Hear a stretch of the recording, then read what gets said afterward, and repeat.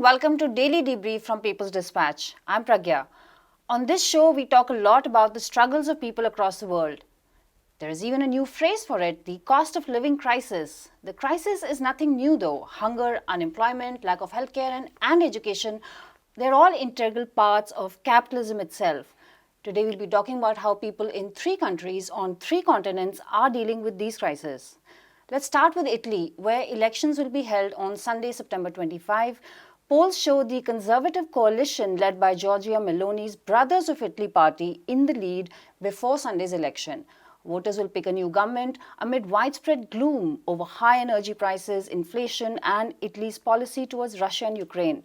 2 months after Prime Minister Mario Draghi resigned, support for Italy's populist anti-immigration Brothers of Italy party has skyrocketed. Meloni supports tax cuts on essentials and energy vouchers for workers and is an outspoken supporter of Ukraine. Hard-right parties in Meloni's coalition want a presidential government and oppose rights for LGBTQIA. Prashant is here with us for more. Prashant, what are the polls saying so far? Right, so Pragya, as you pointed out, we are looking at the right-wing coalition, the far right-wing coalition, taking a considerable lead. So Giorgia Meloni's party itself is slated to get about 25% of the 25% of the votes, and together I think it's about 45% is what they're expected to get. So there's a very good chance that she might end up becoming the next Prime Minister of Italy. It is not impossible that other sections might also cobble this vast coalition of parties, but right now it looks like the right wing is in the lead. So there are 3 parties, of course. There's Giorgia Meloni's Brothers of Italy. There's Silvio Berlusconi, the former prime minister, who's infamous for his corruption and many other issues, and the kind of way he transformed Italian politics. His is a junior most partner. And there's Matteo Salvini's La Liga party, which was once considered one of the most right-wing party. Now Meloni's party has kind of taken it one step further. But so we have these 3 parties together which are in the lead. Now there's the Five Star Movement, which earlier in an earlier election was very much ahead. Now they lost a lot of support. They're still expected to come back a bit though. We have the usual social democratic parties of the center, for instance, or slightly towards the left, all of whom sort of favor a continuation of what Mario Draghi, the former prime minister, was doing. So. And important to note, there's also the left, the Union Popular, which is a coalition of various left-wing parties who are presenting a very different agenda, of course. And, unfortunately, there's not too much media attention paid to them, but they have some very radical proposals, including on increasing the minimum wage, a very systematic and transition into green energy, addressing the question of unemployment, addressing the question of military spending, very important proposals that they put forward. But as of now, it does look like Giorgia Meloni and her allies are set to sort of go in the lead. A lot of observers are pointing out that one of the reasons her party, that is the Brothers of Italy, it had only 4% in the last election, and now it might get about 25%. And one of the reasons people are saying, observers are pointing out, is the fact that her party was one of the few which did not participate in governments over the past 3 or 4 years. And what we do know is that over the past many years, all mainstream political parties formed a coalition in some senses, and they were, so I think, and of course, like as is expected in these times, they sort of, and considering the economic policies they follow, they messed up majorly. Unemployment is a major issue among the youth. There are a lot of issues in Italy. You talked about energy prices, which are on the minds of a lot of people. People's budgets are skyrocketing, and there's been a huge. The fact is that Mario Draghi was brought in as a consensus prime minister to push the agenda of the IMF and other agencies, and that is what exactly they've done. So the social toll of these policies, there's been a lot of attacks on unions, there's been a lot of attacks on workers' rights. The social toll of these policies is has caused a lot of anger and unhappiness, and which is why a lot of people are very unhappy with all the parties, the center, the right wing, all of them, who have sort of been part of these coalitions, and which is why suddenly Giorgia Meloni's seems like an outsider. Now it's a very different question as to what she'll do when she's in power, but that is one reason she's sort of apparently the one reason that her party is also leading. Prashant, what about the 2 principal coalitions that are the contenders here? And if the right wing does win, if Meloni does actually win this election, what could be the impact? One, there's a lot of focus on the fact that she comes from, Giorgia Meloni and her party comes from a fascist background, and that is very much the case. Now they sort of tried to, Right. pad it up and say that, oh, no, no, no. So Giorgia Meloni has said that I want Mussolini to be seen in the right historical context. But let's be clear about it, the party does have a very fascist background.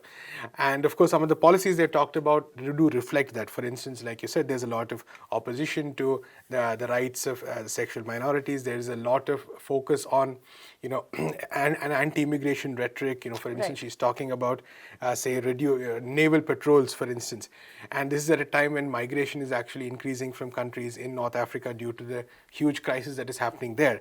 And countries in Europe, Italy, for instance, does have a part to play in the conflict in Libya, from where people are migrating. Right. But despite the fact, they're doing this, Giorgia Meloni and her allies are proposing this sort of pushback of migrants, a very inhumane approach. So we can definitely see that also. But what we're also likely to see in terms of economic policies is also something that might benefit the slightly more richer sections of the population. In fact, one of her proposals was to scrap a social program which was very popular in the South, and would have provided much more social security in the South. And that is one reason the Five-Star Movement apparently has also got some advantages over the past few weeks. So what we're looking at is a very right-wing leader who is also likely to follow the typical IMF, what is called the neoliberal way of reform. So in fact, there is not going to be much of a difference maybe between Mario Draghi and Giorgia Meloni in many respects. Now, the people in Europe are scared that she might not be as friendly to Europe, as friendly to the institutions as Right. Mario Draghi was. That is possible, but you are not going to expect to see a major change in a way that will benefit the poor, is the important point to note. So in terms of the policies that are going to cause, that are going to affect the living standards of the poor, you can be assured that Giorgia Meloni might continue exactly those same policies. In fact, she might bring more of, she might bring policies which actually cause more social tension, which try to cause more divisiveness, which try to mobilize people and polarize people much more. So you can maybe expect much more of that. But in terms of economic policies, you don't see anything which will actually bring any relief to the people who are suffering. And this is an important thing to note, because in many parts of Europe, in many parts of the world, but especially in Europe, we see these right-wing forces emerging on the back of popular discontent against the policies of the IMF and the World Bank and all that. But their alternatives are actually not a solution. Their alternatives pretty much involve continuing exactly on that same trajectory, just that they sort of try to couch it with this anti-immigrant, anti-foreigner, national pride kind of rhetoric, which really does not solve any problems. Right, Prashant. And Prashant, we'll be back with you. We'll be discussing the IMF a lot more in this program. Zambia has signed a $1.4 billion bailout with the IMF that many predict is bound to be unpopular with Zambians. Strict conditions of the bailout will focus the country on achieving high growth rates and macroeconomic stability. It means no more fuel subsidies, higher electricity tariffs, and higher taxes for ordinary people. Zambia defaulted on loans in 2020 during the COVID-19 pandemic, and it has struggled to revive public spending. The IMF bailout could mean more spending on debt repayment than economically beneficial activities. We'll return to Prashant. Prashant, living conditions have been tough in Zambia for a long time. Will this IMF package actually end up making it worse? Right, Pragya. I mean, we're now entering into the difficult realm of economics, so I shall refer to my papers. But we have an excellent story from our colleague Tanupriya on People's Dispatch website, which actually details gives in much detail this issue. And a lot of it is based on Dr. Grieve Chelva, a very strong expert on these topics, talking about Zambia. Let's start with a very important number, which is that at least 60% of Zambians are living in poverty right now. Right. So this is the time. This is a situation. This is a situation in which an IMF loan has been approved. It's for 38 months, and if you look at the conditions that are laid out in the loan, what are the key conditions? And this is reflective of IMF policy everywhere. One of the key conditions is reduce subsidies. Right. Now, when you reduce or when you cut down on subsidies, what happens is that fuel prices, fuel subsidies are going to go down, and this is going to also lead to an increase in electricity prices. We're also seeing a cut down probably of subsidies in the agricultural sector, and a huge number of people, I believe about 5% of the country's population relies on the subsidy program for maize itself, right? And just for maize. And we're seeing the cost of subsidies is going to be cut down to about 1%. So basically what the IMF wants Zambia to do as part of giving this loan of $1.3 billion, that too over a period of 38 months, is basically in the name of, they have these great words for it in terms of, improving, like you said, macroeconomic growth. Right. And I think what is fiscal consolidation, reforming wasteful subsidies, reducing excessive and poorly targeted public investment, etc., etc. All these phrases which are so common to IMF documents and IMF policies everywhere. But basically what this really means is that you cut down any kind of support that the government is providing to people in terms of subsidies, in terms of welfare measures and stuff like that. So one thing the IMF is claiming to sort of cover this up, because in a country like Zambia, like I said, with these poverty numbers, with these hunger numbers, I think only 44% of Zambia's population had access to electricity in 2020, and the number was 14% in rural areas. So in a country like this, where there is so much misery, where the quality of life is already been pushed down so much due to decades of these kind of policies, what the IMF is proposing is actually, in some senses, worsening it in various ways, all in the name of some kind of fiscal consolidation and growth. So the one thing the IMF is claiming is that there is going to be some kind of an increase in social spending through various projects. It's a very minor increase, and it's a very minor increase and only accessible to maybe the poorest sections of the population, which is a very clearly defined bucket. Right. And there are slightly less poorer sections, or who are almost in the same situation but who won't be able to access that. And then really the question comes as to whether this very small minor increase is enough to offset the kind of problems that come out of say cutting down these kind of subsidies, and the answer definitely is clearly no. So this is a very difficult situation for countries like Zambia, countries across the world which are forced to go back to the IMF to borrow this money to sort of appear fiscally so you can fiscally sound, to sort of pay back their debts, etc., etc., which we'll come to, of course. But the end result of all of this is a possible reduction in the quality of life of people, which is already not good enough. So it's not that you're an extremely wealthy country and you're talking about a slight reduction in life. We're talking about massive levels of poverty, which is a crime in today's world, considering our global resources. And on top of these levels of poverty, you have the boot of the IMF saying cut down subsidies, and because it's wasteful apparently, because it's excessive apparently. So that's really what Zambians are facing right now, unfortunately. Right, Prashant. Some of these subsidies are actually all that some people are getting from the government. Yeah. Okay, so but Prashant, can you talk about what the debt problem of Zambia really is? Right, and also, sorry, I wanted to mention also the fact that while the ways of raising revenue through value-added tax, for instance, is one thing that the IMF has proposed. But an important thing to note here is that the private corporations, the mining sector, for instance, that they're not going to really be affected. So it's actually more going to be on income of workers, for instance, which might be taxed in some senses, as opposed to larger taxes on profit, larger taxes on the mining sector, which really is a very important thing. But coming back to your question about debt, and I think Zambia is a very good example of how countries get caught in debt traps, because we're talking about a country which in 2012, under another initiative, a lot of its debt had been waived. But then we see over the course of another, say, about 10 years or so, another cycle of debt has come. Zambia faces another cycle of debt. A lot of it comes from the fact that it was, it borrowed because of it borrowed based on the idea of a commodity boom. Right. Because for a lot of the countries in the global south, it's commodities are what it kind of sells.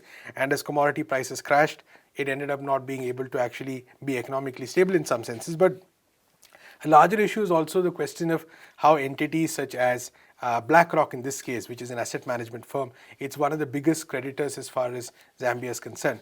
And recently, I believe a lot of academics had written calling for a waiver of some of these debts. Right. Because countries like Zambia and others are not able to sustain the cycle of debt payment and also ensure a decent standard of living for their people. But private lenders such as these are a huge part of the problem. And in fact, when you talk about debt globally, we often talk about it in terms of countries. X country owes Y country so much, but a huge part of this debt actually happens through private firms. And that is often, not really considered. We don't talk about it so much. And these private firms are doing it purely for profit. And the article has numbers about how much a firm like BlackRock might make out of Zambia's debt. It's in millions, over close to 200 million if I'm not mistaken. And we're talking about much more for other private entities altogether.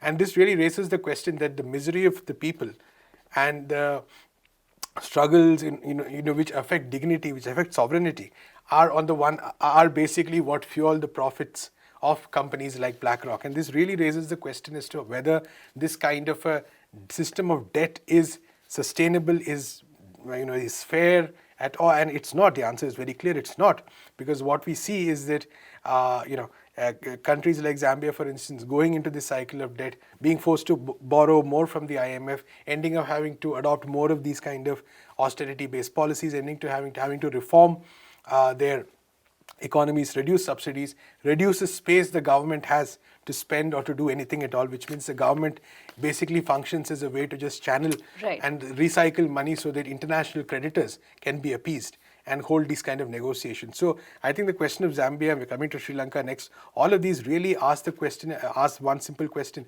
This system of global finance, this system, the way in which the economy is organized, how is it fair for countries in the global south? Right, Prashant, how is it fair? We'll go to Sri Lanka next. We moved from Africa to Asia, but the IMF remains the same. 22 million Sri Lankans hoped for relief from galloping inflation, fuel rationing, and power blackouts. But Ranil Wickremesinghe, successor to Gotabaya Rajapaksa, has sought a $2.9 billion US assistance from the IMF, which may mean more spending cuts, more tax hikes, more pain. IMF's 4-year rescue plan banks on 6% GDP growth in Sri Lanka until 2025, but the country's economy may contract by 8% this year. The question is, at what cost does this assistance come? We'll go back to Prashant. Prashant, what's the purpose of this loan?